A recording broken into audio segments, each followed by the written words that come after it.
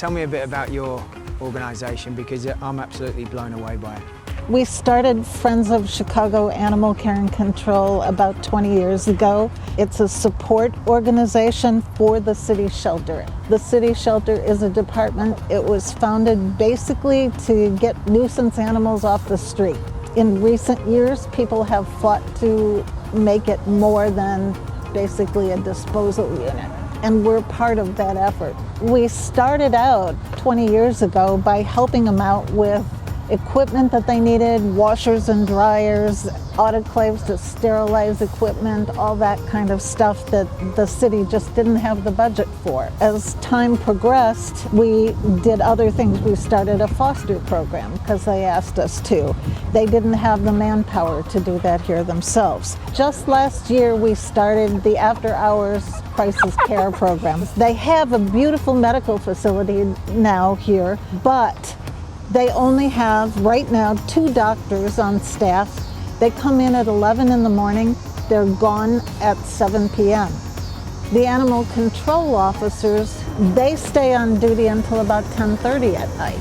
The problem that the shelter was facing and didn't have the resources to deal with was that animals would come in hit by cars, you name it, and they would have to sit here and be in pain from 10:30 at night until 11 o'clock the next morning before they could get treatment.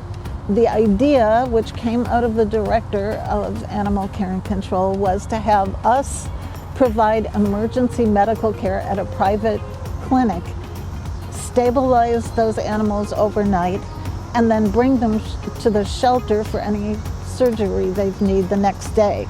There are 200 rescues now that also help with the animals here, and we couldn't do our work without them. Many of these rescues are fostering the animals after we provide the medical care. Some of the animals need medical care instantly, so we've run up some pretty huge bills on animals that we couldn't wait until morning. We had to do the surgery right then. If an animal comes in at, say, 1 o'clock in the morning, who do they call? Like, how does that work? There's nobody here at 1 o'clock in the morning. There's nobody covering city strays, problem animals. They start at 9 a.m. and they go till about 10 p.m. But for 1 a.m., not so good. Hopefully over time, we'll be able to expand the city services to take care of strays that are called in, because it does happen. You told me when we first spoke about a story about a dog, which I thought was an incredible story.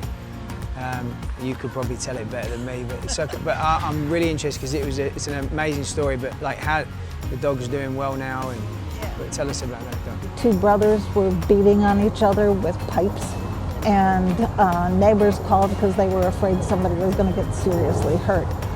So the police went to the house to break up the fight, see what was going on.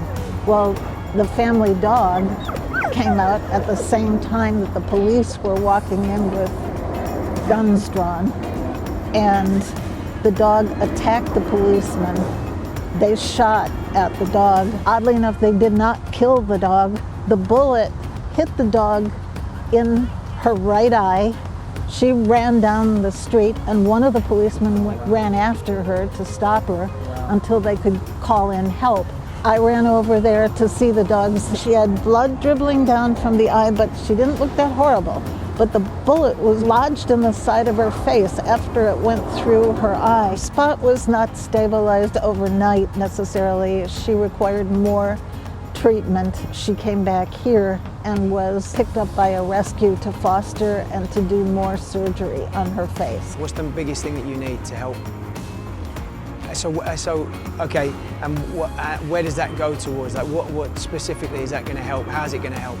It helps with the medical care. That's our only expense with this program, because we've got volunteers that love being part of this program, that will go to meet the animals there any hour of the night at the emergency clinic, so that's not a problem. The city has vets on staff here, so if we can get those animals into this medical outfit, it's covered. We thought this program was going to cost us $1,500 per animal, roughly, to stabilize overnight. When you go to save an animal that needs specialist care, like Spot did, then the costs start multiplying. So we need money. I've said to people, don't, in our group that are volunteering with this, don't make decisions based on an animal's age, not on their breed, not any of those extraneous things that other people might say, oh, it's not worth saving this dog because it's 10 years old.